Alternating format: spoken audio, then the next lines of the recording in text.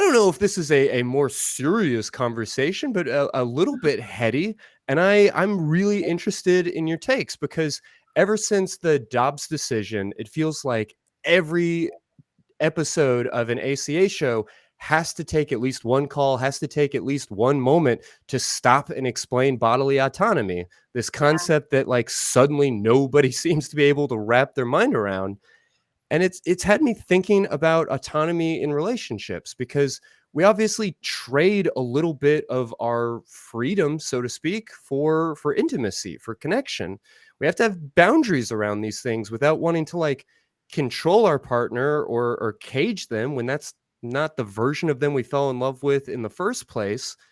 But Mm. it can be tricky to navigate all of this. Like, are you allowed to have sex with other people? Are you allowed to even have coffee with other people? Are there limitations on that? Do you need to ask permission before making a major purchase? Like, it's just a lot to navigate.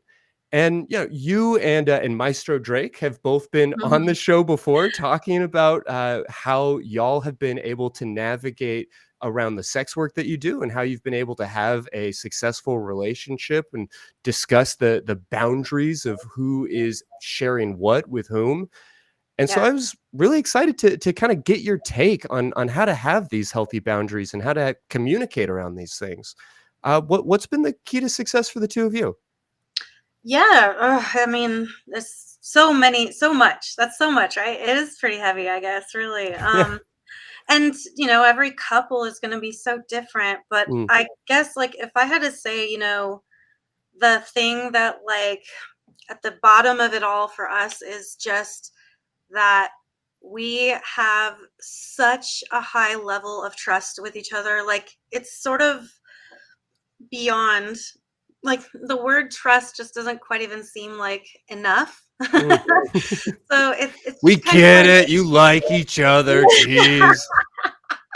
I know we're totally obnoxious, but but no, I mean it's trust to the point where it's just like, I hate to use this word here, but it's almost like faith, Yeah, I hear because that. because it's so deep and heavy. And like, I think about my previous relationship, and I was in my 20s, so I was younger, and I've experienced a lot since then. But I felt like I had that faith in him, and then when that was shattered, it was like my whole world paradigm was shattered, Yeah. of how I like conceived reality. um so, and in that moment, I was so fucking disillusioned. I was just like, you can never have faith in other human beings, and that was sort of like my hard little line, after experiencing like that level of like betrayal, I guess. You're born alone. You die alone. I hear it. Oh yeah, I and had a you do. breakup in my 20s. I understand what that feels like. Oh yeah. So that's what makes me, it's like, it makes me like a little wary to use that kind of terminology, and at the same time, acknowledging that we are still human beings, but just really feeling so certain. Like, I feel like what we've done is we show each other enough respect, affection, um, and all like that sort of thing on a daily basis, so that over time that builds up into something where it's just like, I know this person. And what is the trust anyway? Is the trust that, like, he won't, go fuck somebody else without me, without telling me about it? Like, so like, that's not gonna happen, but let's just say that it did. Mhm. It's like, the trust with me isn't, oh no, you betrayed my trust. I mean, a little bit it is that, and it would hurt a little bit for that reason, but that's not the main thing for me. The main thing is, like, you did this thing and you didn't tell me about it. And, like, Mhm. why did you do this? Like, what made you do this? Like, I feel like rather than something like that being, like a relationship ender, it would be more like, well, clearly, like, we need to have more conversations about what's going on. I The don't system think, itself was the yeah, problem. Yeah. yeah, like, because I don't think a lot of people cheat just because they're like, "Oh, well, there's pussy in my face, so I'm just gonna do it, I guess." Like, I don't think it just, like, jumps to that, oftentimes. I think, like, there's something going on that's been going on probably before that event happens that leads Sure. to that event. So, that's when I say trust, it's just kind of like I trust that there's nothing that's going to come between us. Mhm. It's more that. Yeah. Um, and I think for a lot of people, there's just like, jealousy. It's just so strong. And whereas, like, I see that it can almost be used to make things a little exciting from time to time. I see, I've seen how toxic it can be too, Mm. like in other relationships and stuff. And I'm just looking from the outside in, and I'm like, oh my God, this is just poison. Right. And that's that like control over another human being. I think it's like, rather than the whole like the old adage of, you complete me, it should be like, no, I'm complete, you're complete. So now we can be together and in a, healthy, meaningful way. Yeah. Yeah, no, and I really take your point. I've always, particularly when it comes to cheating or something along those lines, it is about the trust violation more than anything for me, and Mhm. I've always very much felt like if you're gonna cheat on me, if you're gonna sneak around or lie or whatever, that's on you. Yeah, I'm not gonna, like, lose any sleep be fretting over it all the time. If you're gonna be an asshole, but I am here with you because I'm trusting that you're not an asshole. That's kind of the assumption everything is built on. yeah, agree with that. And yeah, I just, I think a lot of people would do well to almost take that leap of faith and just freely give that trust. Mm, mhm. Um, and then you don't have like these little jealousy things like nagging in the back of your head, which I think is just little drops of poison for the relationship. Like, because they start to like manifest and plant and then grow, and they're not growing into something good, they're growing into like toxic relationships. So I think like we do have to just sort of, I think we're better off if we sort of take that leap of trust, Yeah. and then always give that person the benefit of the doubt, and then see how it plays out, and if they play into that trust, or if they're starting to become, a not good relationship partner. Yeah, trust but verify, like, be Yeah, willing to reconsider. I appreciate yeah, that. For myself, I grew up in a environment where marriage was very prescribed. It was never really yeah, described. We all just sort of felt like we knew what it meant, but yeah. nobody was really talking about what it entailed and I bring up marriage here just to say because it was basically one of only, like, 3 relationship types that you were allowed to have. Right? Like there wasn't a whole lot of options, and specifically in a romantic and certainly in a sexual relationship, Oh, yeah. had to be a marriage. And so as I deconstructed all of that, I remember listening to Dan Savage talk about monogamy, and Yes. it really hit me not just that like, oh, it's okay in some relationships to sleep with other people. For me, like that was maybe a piece of it, but it was much more shocking to be like, oh, this most fundamental, supposedly, aspect of a marriage isn't even a necessary ingredient. That, like, Yes. it's neither sufficient nor necessary, and we can build all of our relationships kind of from the ground up. Like, it's more of a contract and an agreement than anything else, which, has kinda led me down this thought process of like, well, is everything negotiable? I mean, does that feel like a fair framework for you? For me, it just so does. And like I know that I don't want to. I feel like every time I come on, I don't want to make this the like Dan Savage recap show, Yeah, but sure. I do think that people need to listen to him. Like, I mean, he has been doing this for a really, really long time, and he's had to evolve on some things as well. But I will say that, like, he started me on this journey when I finally started like really listening to his podcast every week, and then just these ideas. And if he would say something and I felt my sort of instinct to almost like bump up against it, then I was like invited to question, why am I bumping up against this? Yeah, very And much. when I question why, it's like, oh, it's because I've always been told this is how things are, and just because this is how things are, then this is how things should be. And I think, like, especially with the atheist experience and all of this, it's like this is what we do. We question why things should be the way they Yeah. are. And so if we're questioning all that with, religion and culture and all this stuff, like, why not also with sex and relationships? I mean, just the very idea that, like, it's supposed to be this way. It like and this is what's so beautiful about the really, like, the past, like, 5-10 years of just culture in general is I think people are just questioning more. I mean, I think, like, alternative relationship models are, like, more and more becoming a thing, and we're questioning our gender identities and all this stuff. So I think that's what's really cool about the current era, Sure. despite the Yeah. fact that we're getting, like, this violent backlash. But that's how Yeah. I feel like that's the indicator, the metric of how you know that you're making progress. No, I mean that's probably fair to say. This I repeat this all the time, but I think it's worth saying again. This show was founded by Dr. Darrell Ray, and his book, The God Virus, talks a lot about how the like shock troops of fundamentalism start to kick in once something begins to die out. And so Yes. I'd like to be hopeful in that sense, but I still see way too many people who say, like, question everything, who then think that it's completely asinine that anybody could have a, like, non-binary gender. It's like, Right.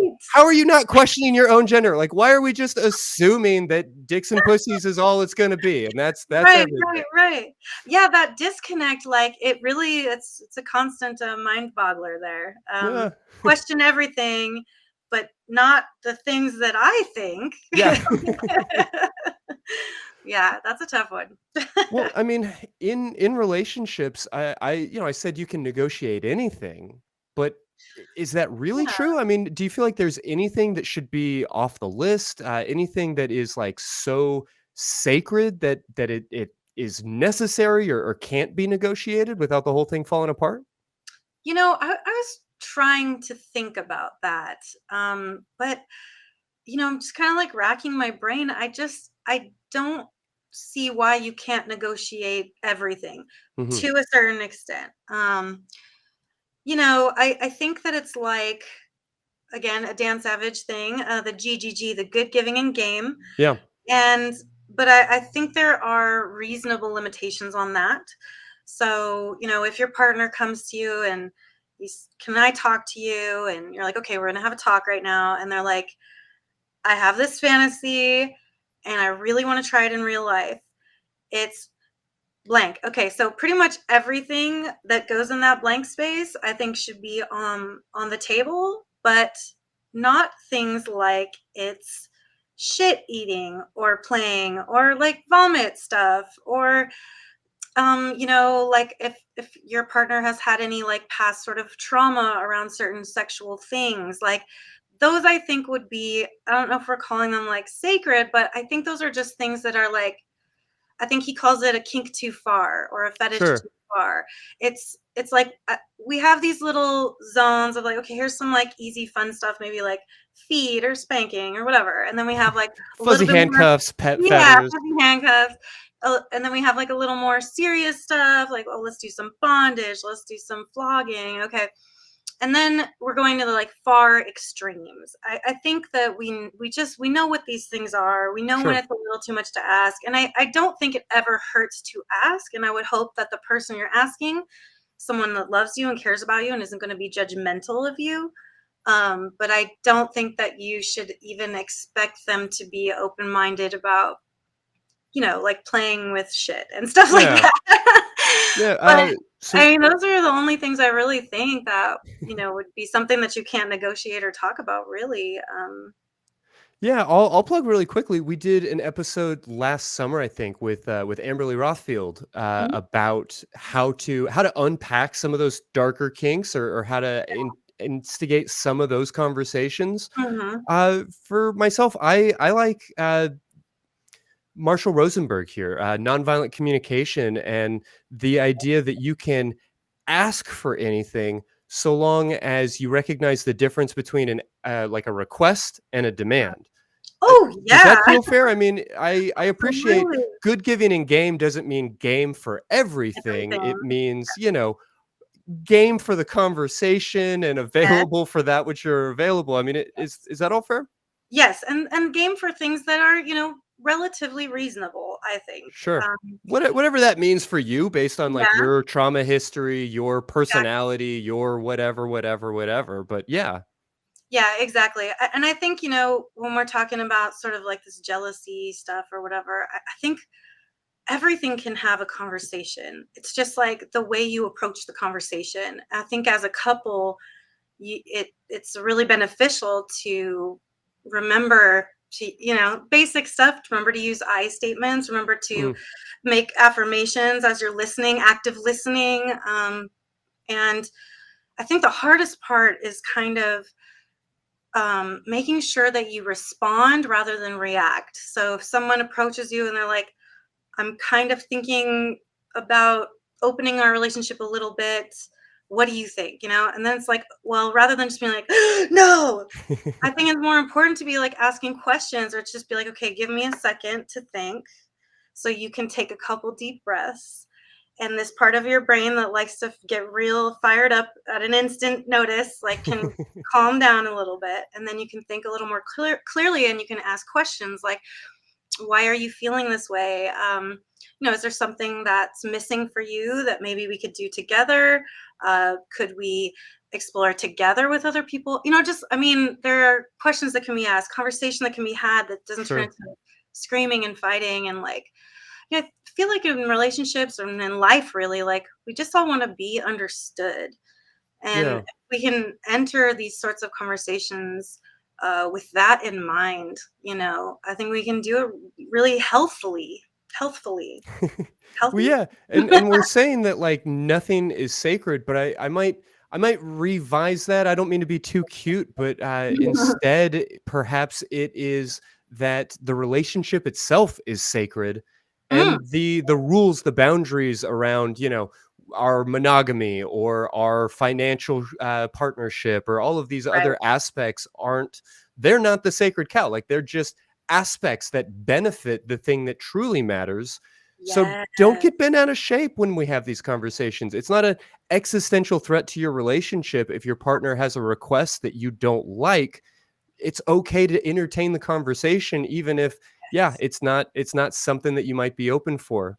Right, right. And that's the thing too, is like entertain the conversation, have a rational, back and forth.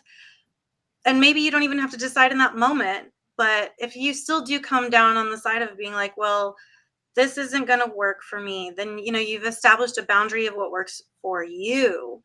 um, and then you can have more conversations about that if that's what you want. Or sometimes then you realize that maybe this isn't the right pairing for you. Mm. And that's okay too. Like, Yeah, that's an uncomfortable statement, but that's okay too. yeah, like this is something I'm always trying to get people to understand. Like, this is your life. It's this big, and this is how much time you have. And like, how much of this space are you going to be miserable? Are you going to be fighting? Are you going to be in conflict? You know, before it's all gone. It's like, so you want to. I think and sometimes it takes us really difficult and painful experiences, but that doesn't mean that it ended badly or that it was a bad relationship or that it was a failure. It just means like this is another story of your life. It helped you to learn and become a better person, stronger human, and stuff like that. So I think a lot of times, like, when I think of these toxic relationships of people who are super jealous and they're like, were you looking at her? Oh, Right. you were looking, that type of shit happening all the time. It's like, y'all, like this isn't right.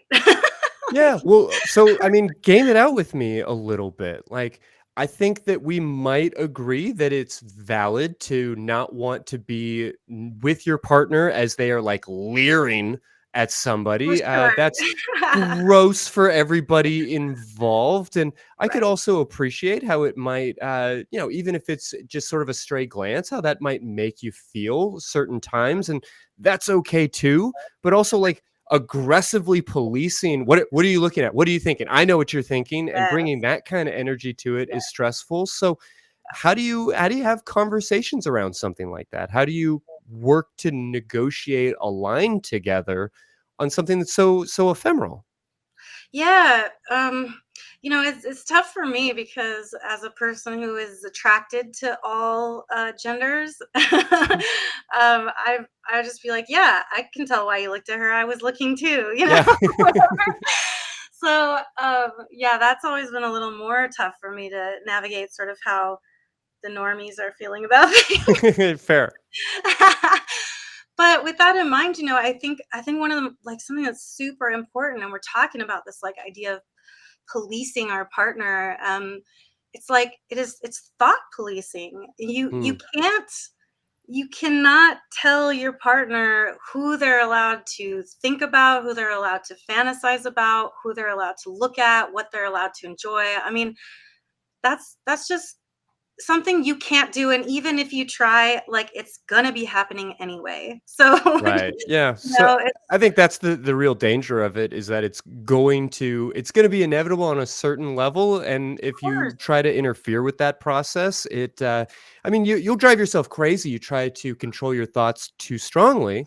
Yes. But again, is there an upward limit on that? If your partner is very, very interested in fantasies, not even exploring in real life, but just entertaining mental fantasies through pornography, maybe even through like erotic literature or erotic audio, where things can get pretty wild, is it at Yeah. all okay to put some sort of restriction and say, like, "Hey, I know you would never act on this thing, but I don't even want you watching content about it, or I don't want you fantasizing about it." I I Is it ever okay to draw that line? I mean, I think, again, we're just talking about those extreme situations Sure. where then it would be okay, but at the same time, it's just like, I don't think that it's fair or right to really say. I mean, as far as sort of like a command, I don't want you doing blah blah. Mm, Um, in that way where it's almost like you're a parent. Like, your partner is not your child to raise and yeah. tell them, I don't want you doing this thing. Your partner is another adult like you are. So I think there's definitely a healthier way to have a conversation, to be like, maybe, okay, I see you watching this kind of porn. This is what you fantasize about. That's okay, but it's affecting me in these ways. I think that's Mm, the only okay. way to, Yeah. like, make it valid, is if it's affecting you in certain ways that are harmful to you. Um, So I'm not gonna obsess about what you're doing when I'm not around, but, like, yeah, that particular type of screaming and wailing and moaning that's coming out of the TV isn't something I wanna walk in on, because now we're talking about its impact on me rather than, like, yeah, you and your free choices. yeah, yeah. It's definitely like that. And I mean, it's the same thing. I'll say, so, for example, as far as like masturbation goes and stuff like that, like, I know that my partner masturbates a lot, and good, I fucking encourage that shit. Do it. But I kind of just made a boundary. Like, I don't really want to, like, walk in on you doing it. And, like, I don't want to wake up to you doing it. Like, you've Sure. roused me out of sleep because you're fervently jerking off. Like, um, Like, I know that you shit, but I don't yeah. necessarily want to be woken up by it. If we can at all avoid it. If we Yes. can at all avoid it. Yes, yeah, exactly. That's basically it. Yeah. But I encourage his, pornography viewing, and please, spend some money on my industry. Well, obviously it's Yeah, ours. sometimes you pay for it. Right, yeah. Yeah, yeah, yeah. But yeah, so that's kind of my feeling about it. It's and that I feel that, like, it really, unless it is having some kind of, like, psychological, emotional effect on you due to, like, the material of it, um, then it shouldn't really. be much more than a conversation, and maybe be like, well, here are my boundaries around it. Please just respect them, and then do what you're going to do, like outside of the time that I'm in front of you, kind of thing. Mm-hmm. And again, it just goes to extremes. Like if you're masturbating to pornography all the time, but you're not fucking me, then we have a problem, Sure. Yeah, and which is conversation. tricky too, because we can't demand sex from our partner, and it definitely doesn't seem right, or doesn't seem in line with what we're discussing tonight, to try and put like limitations on what they do with their body. But Yeah, also, if you're in a relationship where you're like constantly walking in on your partner jerking off and they're not having sex with you, I think right. it's okay to acknowledge how that affects you. Yes. And I think that's what I'm saying. Like that specific example is just like, people can masturbate as much as they fucking want. But when you're masturbating instead of going to work, instead of hanging out with your friends, instead of having sex with your partner, and now your partner is seeing this happen and they're feeling very inadequate and they're like, why am I not good enough anymore? Or what's the deal here? Like leaving them sort of dangling in the wind like that, that's not right either. Hmm. um, and that doesn't necessarily mean like, well, you must be fucking me all the time, but it does mean like you're always doing that and you're never fucking me. That's definitely a problem. That's an issue.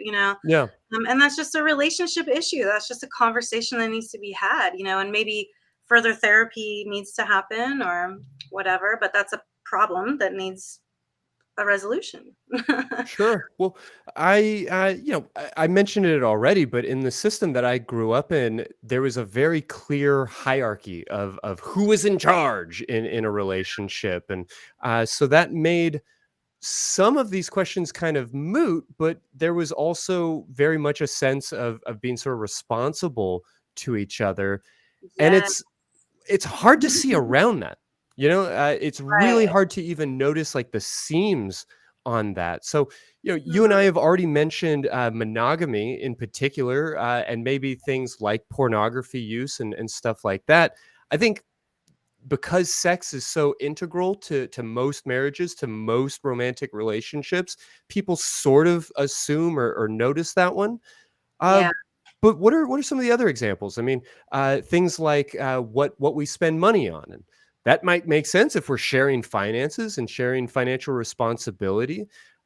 Things like Mhm. when you come and go, does your partner have a right to say who you can hang out with? Like, I don't like that friend, or maybe even I don't want you to hang out with your ex girlfriend. That Mm. seems like a conversation that most people take for granted as being okay. I mean, if Right. anything is negotiable, is that negotiable? Yeah, that's a really good topic to discuss. Yeah. Right? So Um, there's a lot to it. yeah, because well, first of all, I think financially, I think couples should kind of be talking about that financial stuff like before they get married. Sure. Uh, I'm very surprised by a lot of couples that I talk to where they've been married for a long time, and it's very much it's my money and it's their money, and it stays separate. And when we want to do a vacation or do something together as a family or make a purchase as a family, we come together and have that conversation, and then we split it or something like that. And to me, that's very surprising. I'm like, what in my mind and my relationship sort of model and all that, it's like uh especially once we got married, that was like it's just we're a unit now. We're like a single unit. But I can appreciate and respect people trying to sort of like keep the money aspect out from coming in between them, It causes a lot of tension for a lot of for sure. relationships, negotiating a thick line there. I mean, maybe not anything too rigid, but having I would some hope. level of boundary there, I think it makes sense for the individual, right? Like, that Yeah. seems like something we should be able to negotiate. Yeah, yeah, and it's agreed. Yeah, that's Yeah. totally something that should be negotiated, and hopefully not too contentiously. There's lots of space to make compromises with that stuff. But yeah, so I think like for being example part of a couple who that we do have merged finances. Mhm. Um, it's like we just kind of talk to each other. Sometimes if it's not a big purchase, but it's something notable, it'll just be like, "Oh, by the way, I bought this thing." And it's like, "Oh, okay," or what'd you get that for, or whatever. But it's never like, you shouldn't have done that, or I don't know. It's just like it's not that way. But yeah, I mean, if it's kind of like, okay, this is a big purchase, and especially if it's something, this kind of happened recently over the summer where it was like something that was just for me, Mm. and it wasn't for him, and it was pretty pricey. Um, and I was like, I'm doing this because this is really important to me.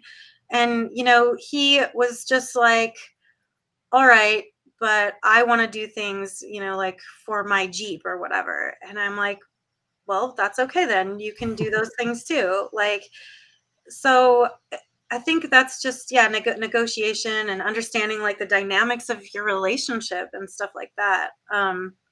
Yeah, but okay, so finances, but then there was another part of the topic. Yeah, I mean, when you come and go, who you see, Yes, that you the know? ex-girlfriend thing. Yes, that's so much more of a touchy subject. Right, and that might even be sort of a shitty patriarchal stereotype of me to frame it in terms of, like, the jealous girlfriend and, like, the Right, sure. saucy ex and all of Yeah, that, but let's frankly, not it's go a all there. conversation that I think everybody listening tonight has had a different experience with. I'm completely Yeah, confident there are folks in the audience that are like, "I would never be in a relationship where my partner would try and control that," and there are folks listening right now that are like, yeah, if uh-huh. my husband or if my wife even thought about reaching out to that person, the whole thing would blow up. Oh my And goodness. I'd like to think we can negotiate these things in between, but it is kind of ticky-tacky material. It is a little bit, yeah, and I would also like to think that, well, in a perfect world, we would all be able to have these conversations while we're just chilling and nobody gets mad or fired up, and we're all just being super reasonable, but that's not really how, people are or how life works, so so that's a touchy one.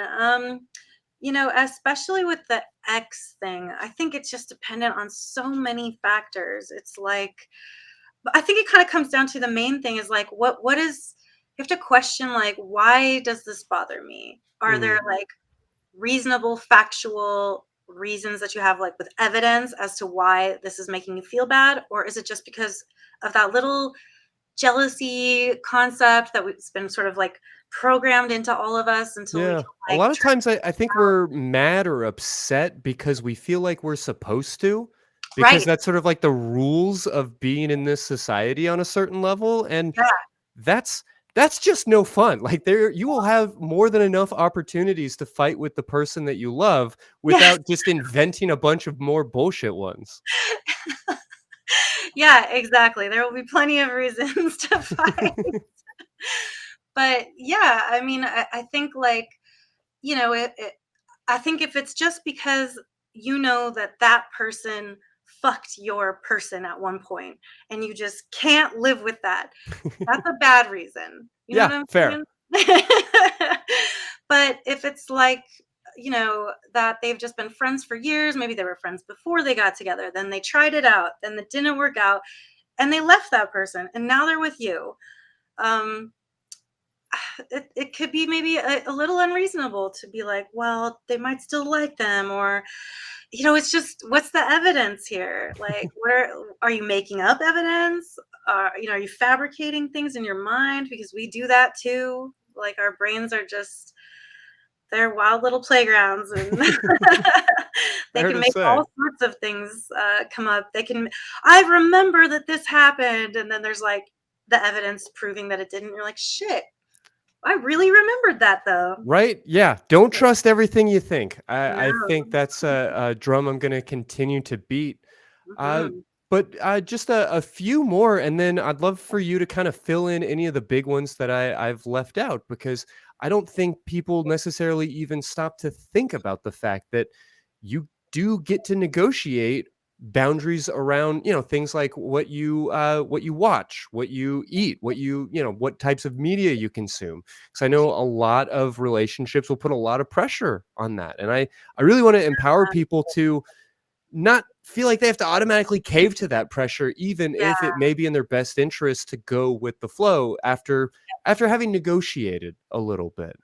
Yeah. Yeah, I agree. I mean, I just I feel like it's nice to again entertain these other ideas, Mm, right? If I'm like, okay, listen, it's just a personal sort of thing going on with me. Like I want to eat a little bit less like mammals and a little bit less meat if I can. mhm.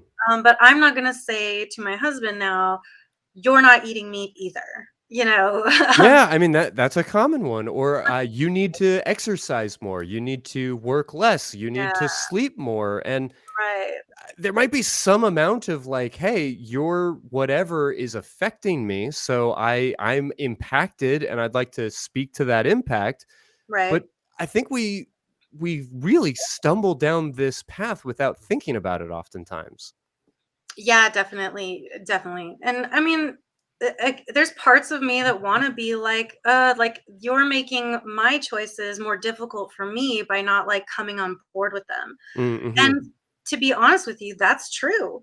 It's harder for me to like maintain a daily yoga practice when he's like on the couch chilling and I'm like, "Well, I want to be on the couch chilling too." Yeah. Um, but that's on me. Like I have to take responsibility for that for myself, for what I do with myself. So, but when you're in such a tight relationship, so close, like it is difficult for me to, eat less meat if he wants to eat meat.